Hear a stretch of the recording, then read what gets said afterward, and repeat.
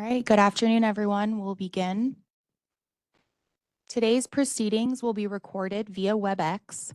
For the record, it's Monday, September 23rd, 2024, and the time is 1:01 p.m. We are in person at the Arizona Department of Water Resources, 1110 West Washington Street, Phoenix, Arizona, and we are online virtually via WebEx. My name is Lainey Meeker, and I'm the statewide program supervisor for the planning section of the Department of Water Resources. I will be the presiding officer at this oral proceeding. With me this afternoon from the department is Emily Petrick, Deputy Counsel, Sharon Scantleberry, the department's docket supervisor, Jennifer Martinez, Administrative Assistant in the Director's Office, and Lizette Fuentes, Programs and Projects Specialist in the Legal Division. This is the time and place for the oral proceeding on both of the Arizona Department of Water Resources proposed rulemakings relating to amendments to certain rules related to applications for assured water supply designations. While the department has published 2 separate notices of proposed rulemaking, both oral proceedings were noticed for the same time, and the department will accept comments on either of both proposed rulemakings. We have copies of the notice of proposed rulemakings, which include the proposed rule amendments, on the table near the entrance. A link has been provided in the chat feature of the WebEx. A copy of the notice of proposed rulemaking is also available on our website, azwater.gov. The notice of proposed rulemaking was published in the Arizona Administrative Register on August 23rd, 2024. The purpose of this oral proceeding is to provide the public an opportunity to make oral comments on the proposed rulemaking. For those in person, if you haven't already done so, please sign the sign-in sheet on the table near the entrance. There are also speaker cards on the table. If you would like to speak today, please fill out a speaker card if you have not already done so and submit your card to an ADWR staff member.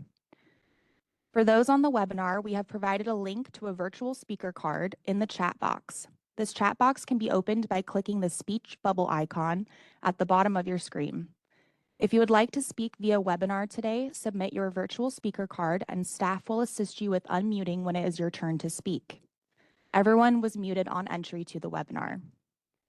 For those participating via telephone and not on the webinar, we will now unmute you. If you would like to make a verbal comment during the comment period of this public hearing, please state and spell your name and we will unmute and call upon you when it is your turn to speak. If you would not like to make a comment, please simply stay silent. We will call on telephone participants to speak after webinar participants. Persons presenting comments at the hearing, whether in person or virtual, will be subject to a 3-minute time limit to ensure all who wish to speak receive an opportunity to do so. In addition to hearing comments at this proceeding, the department will also accept written comments until 5:00 p.m. today. Written comments may be submitted at the end of this proceeding, or they may be faxed or emailed to Sharon Scantleberry, the department's docket supervisor. Sharon's fax number is 602-771-8686, and her email address is docketsupervisor@azwater.gov. Please see Sharon if you would like her business card. Before I begin accepting oral and written comments, I'll give a brief description of the proposed rulemakings. For the Alternative to Designation of Assured Water Supply, or ADAS rulemaking, the department is proposing to amend its rules as follows. R12-15-701. 2 new definitions are added. New alternative water supplies is a defined term used in the ADAS concept and rule language. Unreplenished groundwater is a defined term intended to capture legacy groundwater uses that are not subject to replenishment because they predate the assured water supply rules.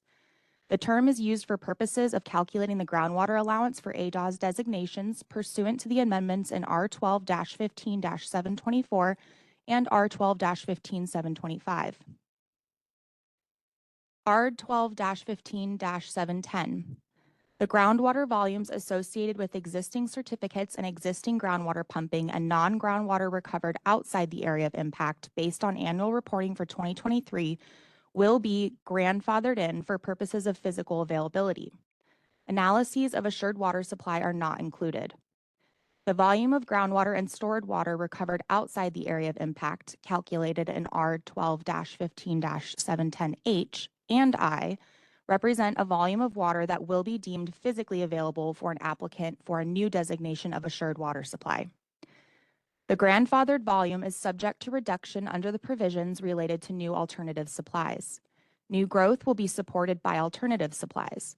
The ADOS applicant must enroll as a member service area of the CAGRD.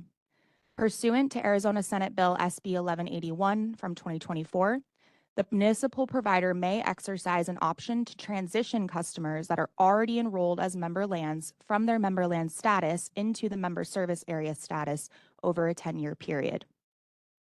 The water provider will also receive a lump sum groundwater allowance based on deliveries in 2023. The water provider will then decide how to manage groundwater allowance usage, water supply deliveries, CAGRD reporting, and billing individual customers for CAGRD assessments.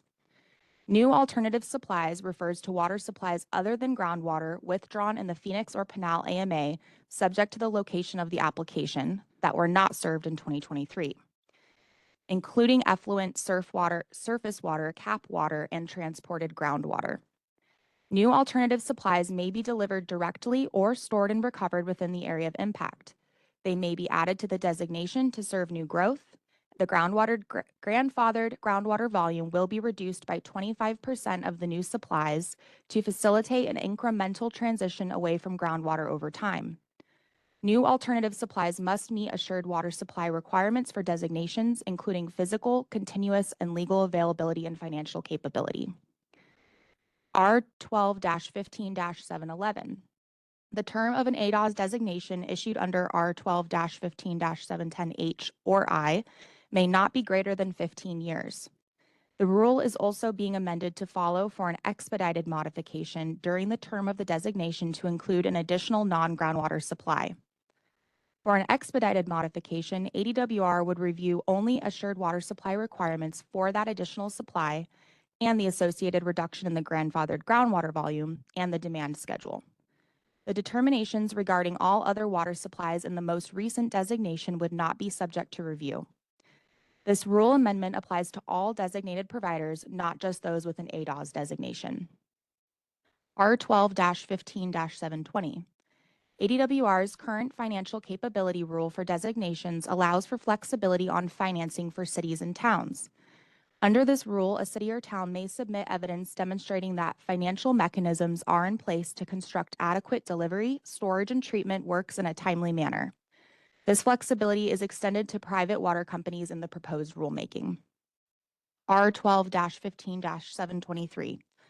This rule is modified to clarify that in the Pinal AMA, extinguishment credits issued and or pledged prior to 2007 will maintain their value, including an annual volume and, if applicable, the ability to save unused credits for future years, but may only be applied to groundwater use within the subdivision to which they are pledged. R 12-15-724 and R 12-15-725. As mentioned above, the rules for groundwater allowances in the Phoenix AMA and in the Pinal AMA are modified to allow for a volume of groundwater to be used consistent with the management goal and not subject to replenishment. The provider may choose one of two calculations, both based on water deliveries in calendar year 2023. R 12-15-704. For the rulemaking regarding the use of commingled supplies for certificates of assured water supply, or the commingling rulemaking, the department is proposing to amend R 12-15-704 to add a subsection to allow for the issuance of a certificate in the Phoenix or Pinal AMA based on commingled supplies that include groundwater under certain conditions. Those conditions include a new supply other than groundwater that meets assured water supply requirements and is sufficient to satisfy the water demand of the subdivision, the acquisition by the municipal provider of an additional volume of the new water supply equal to 30% of the subdivision's water supply to replace existing pumping, and enrollment of the subdivision as a member land in the CAGRD. Any water supply delivered by the municipal provider in 2023 is not eligible as a new water supply. I will now begin receiving comments on the proposed rulemaking. Please be advised that those presenting comments at the hearing, whether in person or virtually, will be subject to a 3-minute time limit to ensure all who wish to speak receive an opportunity to do so. The department recommends that you state whether your comments are directed towards the ADAS rulemaking, the commingling rulemaking, or both rulemakings. Request to telephone participants. For those participating via telephone and not on the webinar and who have provided your name already, you will be called upon to speak after webinar participants. I will now begin calling the names of the individuals who filled out speaker cards here in person. If you wish to speak and have not filled out a speaker card, please fill out one of the cards on the table near the entrance and submit it to an ADWR staff member. When I call your name, please come up to the podium, state your name, identify any person or entity that you represent, and then give your comments.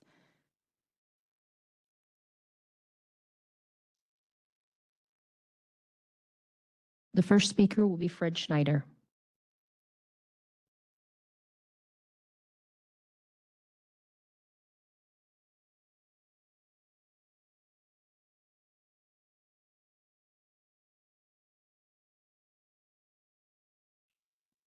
Schneider, President, Arizona Water Company, and that's who I'm representing, and I'm speaking on the ADAS rules. So I'm Fred Schneider. I'm President of Arizona Water Company. We're the second largest private water company in the state of Arizona. We have 24 water systems serving 110,000 connections and over 300,000 people in 8 counties in the rural communities of Arizona. I want to begin by thanking AWR staff for creating a third method for water providers and communities in the Phoenix and Pinal AMAs to reduce our reliance on groundwater and to diversify our water portfolios so that not just existing, committed, but also future demands can all benefit from an assured water supply program. We're particularly grateful for AWR staff for expanding the program to include the Pinal AMA.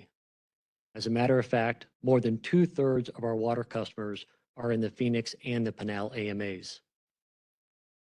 Our Pinal Valley water system, which serves the communities of Casa Grande and Coolidge, is the largest water provider in the Pinal AMA, and it's the only large water provider not designated as having an assured water supply program, despite holding and using more CAP water than all the other designated providers in Pinal combined. Without this unique solution offered in the alternative designation of assured water supply, or ADAS program, it would not be possible for Arizona Water Company to become designated. We're delighted that so many people have offered positive comments supporting the new rules in the docket. We'd like to extend our appreciation for all of those people and their organizations who've offered their support for the rules in both the Phoenix and the Pinal AMAs. Arizona Water Company supports the new assured water supply rules and is planning to be the first water provider to file an application for designation of an assured water supply under the new ADAS rules. We'll plan to file an application for our Pinal Valley water system as soon as AWR is ready to accept that application. Again, I want to thank the department and the governor's office both. I look forward to working with the DWR staff in completing our application, and hopefully we'll be the first one with an approval of a designation under the new program. Thank you. Thank you, Fred. The next speaker will be Spencer Camps.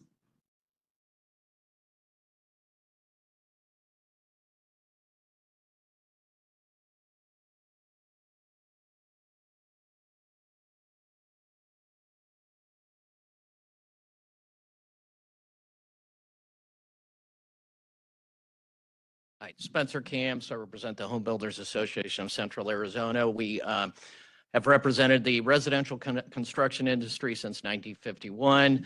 I had a little bit longer comments. I'll try and be judicious about the 3 minutes. But first of all, I wanted to say we support a new path for designated status for undesignated utility cities, specifically Queen Creek and Buckeye. However, the industry that has been impacted the most by both the model and the rules before us today, we believe these rules should be fair and equitable and allowed for continued investment for major capital projects to address all critical housing needs And from this perspective, we think it falls short.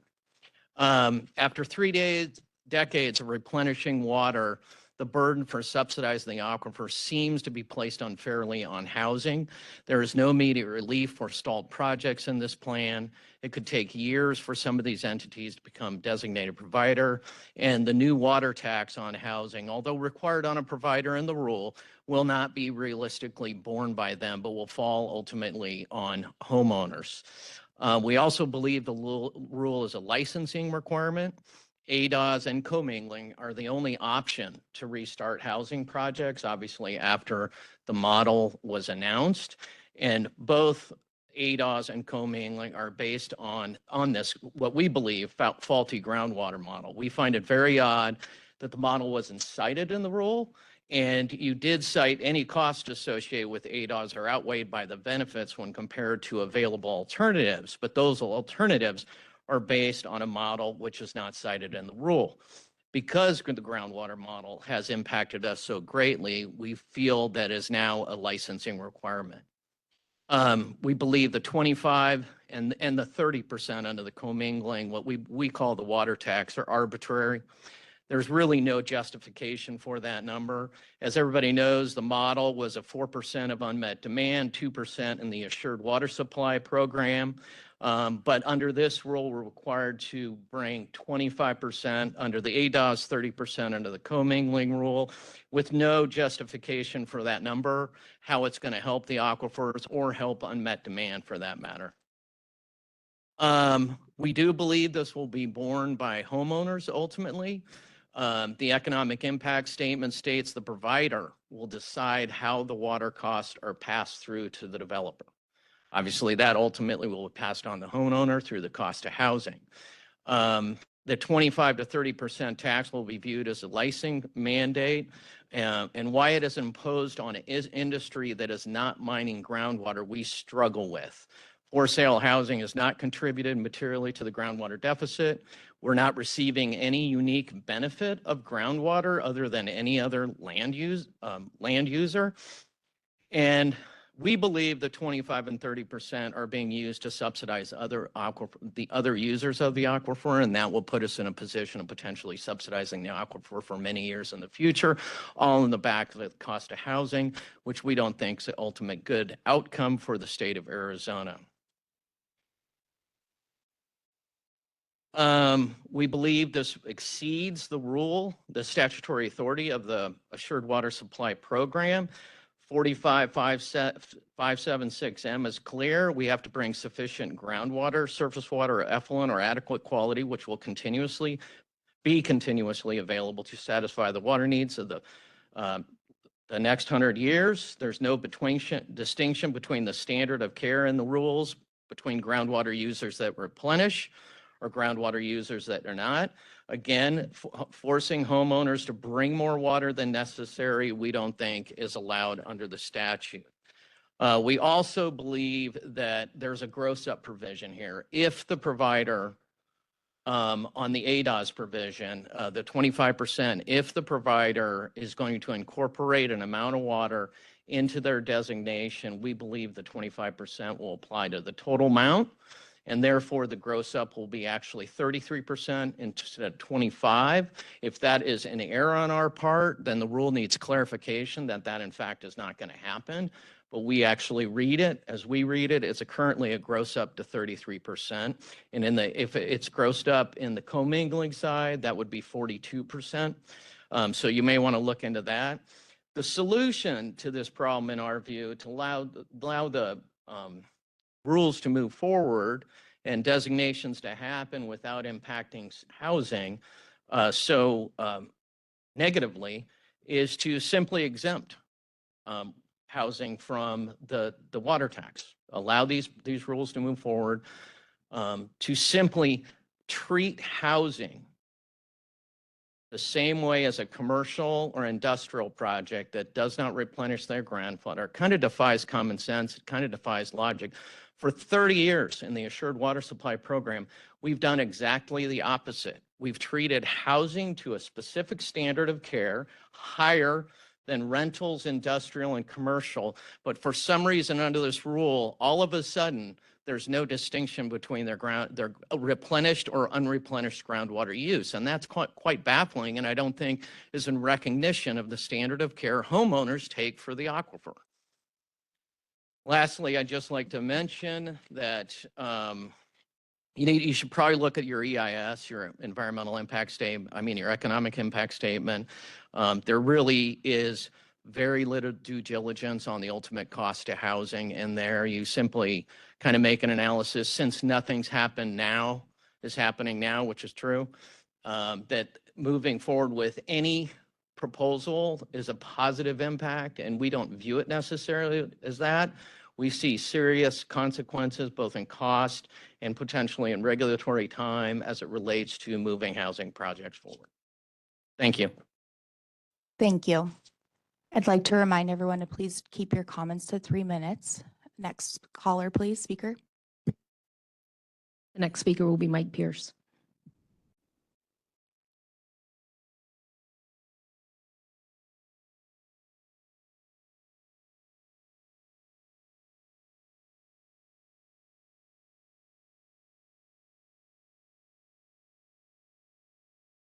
Good afternoon. My name is Mike Pierce. I'm with the law firm of Gamage and Burnham, but I'm here today on behalf of the town of Queen Creek, Arizona.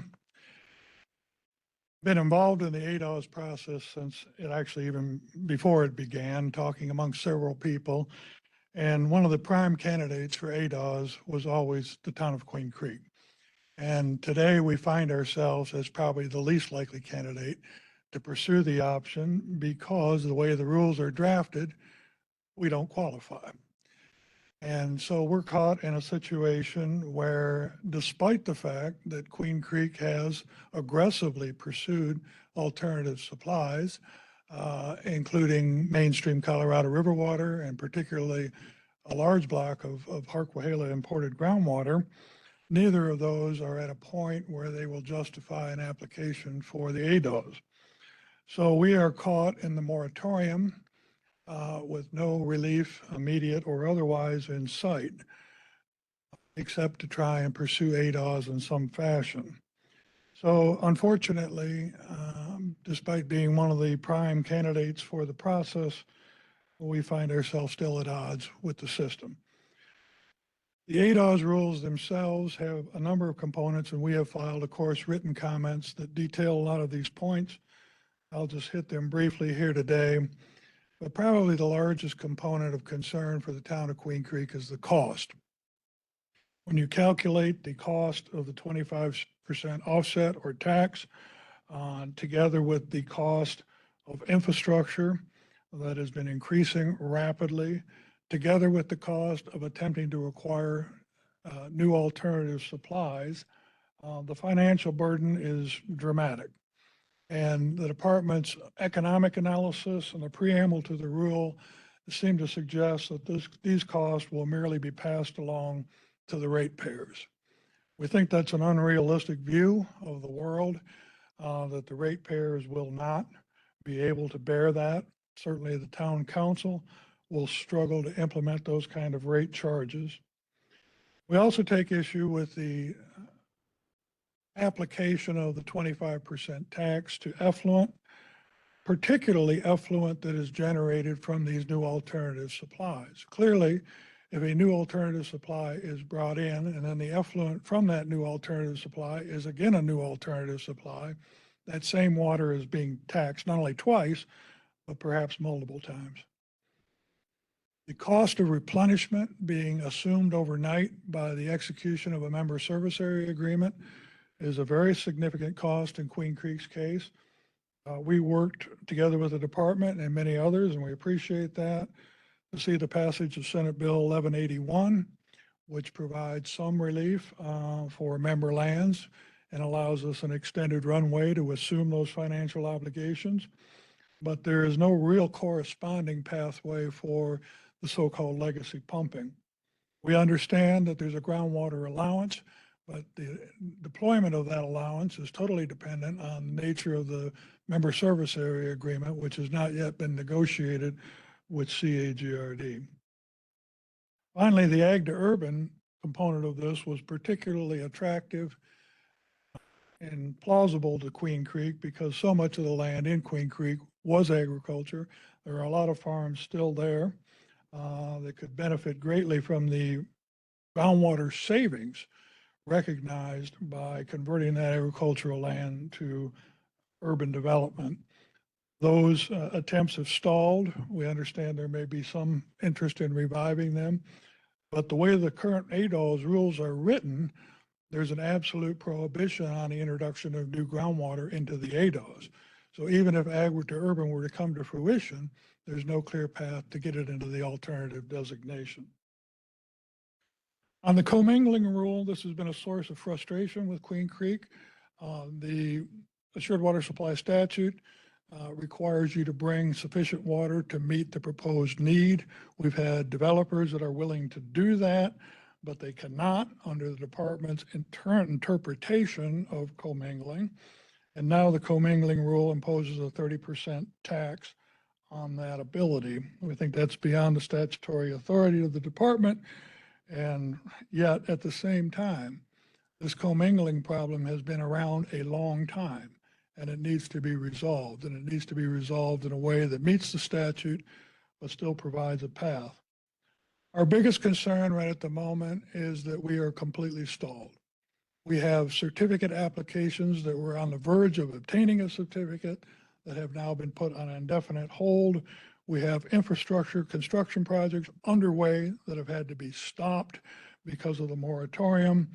We have an ADOS rule package that we don't qualify for, and even if we did, may take years for us to be able to see it to fruition, particularly since Harquahala seems to be so far into the future that we're looking at the next 3 years with no relief in sight. Above anything else, we'd ask the department to consider our unique plight and work with us to find solutions that can get water moving and development going in one of the fastest growing communities in the state of Arizona and across the nation, the town of Queen Creek. Thank you. Thank you, Mr. Pierce.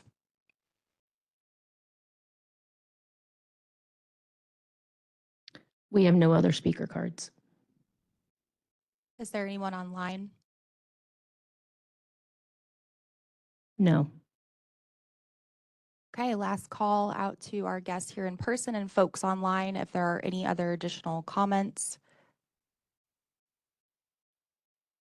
Seeing and hearing none, thank you all for being here today and for providing your comments and feedback. I'd like to remind everyone that we are accepting additional written comments until 5:00 p.m. today. You can submit those to docketsupervisor@azwater.gov. And with that, this meeting is adjourned.